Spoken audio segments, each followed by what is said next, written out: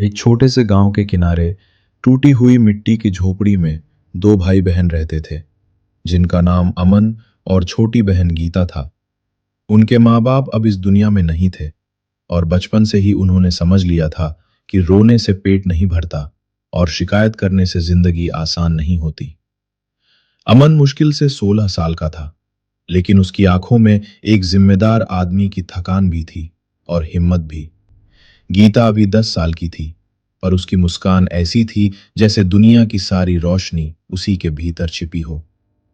सुबह सूरज निकलने से पहले अमन उठ जाता था, टूटी बाल्टी लेकर कुएं से पानी भरता था, झोपड़ी के बाहर झाड़ू लगाता था और फिर गीता को उठाकर उसके बाल संवारता था। उसके पास अच्छे कपड़े नहीं थे, लेकिन वह हमेशा गीता की फ्रॉक को साफ रखने की कोशिश करता था, क्योंकि उसे लगता था कि गरीबी गंदी नहीं होती, लेकिन लापरवाही जरूर गंदी होती है। गांव वाले अक्सर उन्हें दया से देखते थे और कुछ लोग ताने भी मारते थे कि बेचारे अनाथ बच्चे कब तक जूझेंगे। कई लोग कहते थे कि अमन को पढ़ाई छोड़कर पूरा समय मजदूरी करनी चाहिए, क्योंकि सपने गरीबों के लिए नहीं होते। लेकिन अमन हर बार मन ही मन कहता था कि अगर सपने अमीरों की जागीर होते तो भगवान आंखें सबको बराबर क्यों देता। दिन में वह खेतों में काम करता था, पत्थर उठाता था, बोरे ढोता था और शाम को गीता को पढ़ना सिखाता था। उनके पास एक पुरानी फटी किताब थी, जिसके कुछ पन्ने गायब थे, लेकिन अमन कहता था कि ज्ञान कभी अधूरा नहीं होता अगर सीखने की इच्छा पूरी हो। कई रातें ऐसी होती थीं जब उनके पास खाना कम पड़ जाता था, तो अमन बहाना बनाकर कहता था कि उसे भूख नहीं है और गीता को पूरा हिस्सा खिला देता था। गीता समझती थी, लेकिन कुछ कहती नहीं थी, क्योंकि वह जानती थी कि उसका भाई झूठ नहीं बोल रहा, बल्कि प्यार छुपा रहा है। एक दिन गांव के कुछ बच्चे नए स्कूल बैग लेकर जा रहे थे और गीता उन्हें देखती रह गई। उसकी आंखों में हल्की सी इच्छा चमकी, लेकिन उसने तुरंत नजर झुका ली। अमन ने वह देख लिया और उसी दिन उसने तय किया कि चाहे कितनी भी मेहनत करनी पड़े, वह गीता को पढ़ाएगा। अगले दिन से उसने और काम पकड़ लिया। सुबह खेत, दोपहर में दुकान पर बोझा उठाना और रात में गांव के चौपाल की सफाई। शरीर टूट जाता था, लेकिन इरादा नहीं टूटता था। कई बार लोग कहते थे कि इतनी मेहनत से क्या होगा, जिंदगी तो ऐसे ही कटेगी। लेकिन अमन के मन में एक आवाज हमेशा उठती थी कि जिंदगी काटने के लिए नहीं, बदलने के लिए होती है। एक बरसात की रात उनकी झोपड़ी की छत टपकने लगी और ठंडी हवा अंदर भर गई। गीता कांपने लगी, तो अमन ने उसे अपनी बाहों में ढक लिया और आसमान की ओर देखकर धीरे से कहा कि मैं वादा करता हूं, एक दिन तुझे ऐसा घर दूंगा जहां बारिश सिर्फ खिड़की से दिखेगी, सिर पर नहीं गिरेगी। समय बीतता गया और संघर्ष उनके साथ चलता रहा, लेकिन धीरे धीरे अमन को समझ आने लगा कि सिर्फ मेहनत काफी नहीं होती, समझदारी भी जरूरी होती है।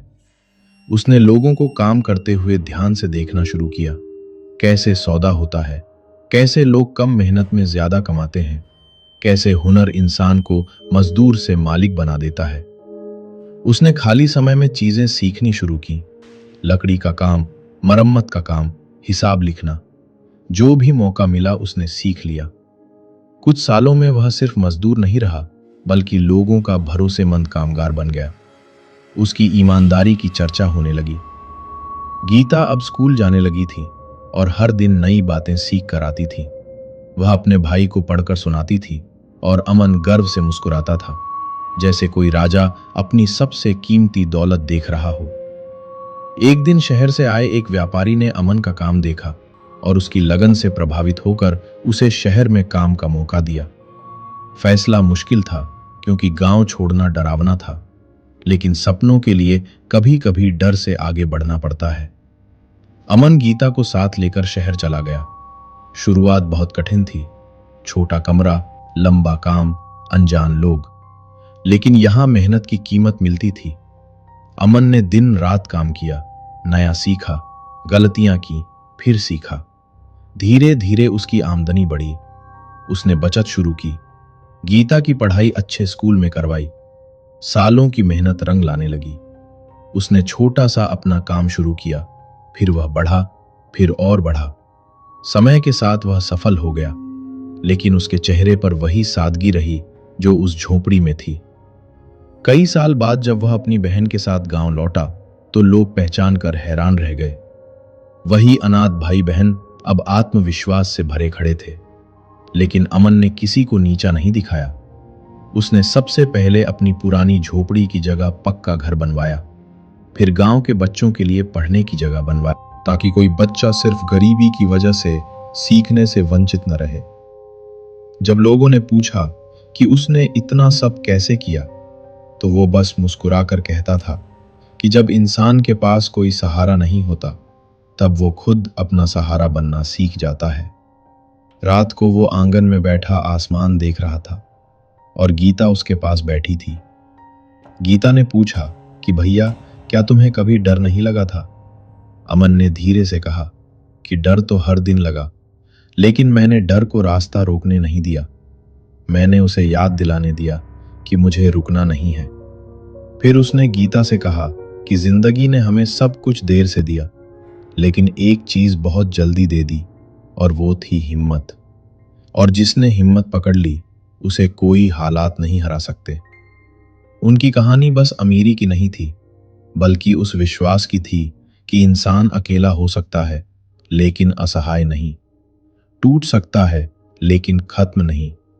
और अगर दिल में जिम्मेदारी और मन में सही सोच हो तो अंधेरी शुरुआत भी उजले भविष्य तक जरूर पहुंचती है।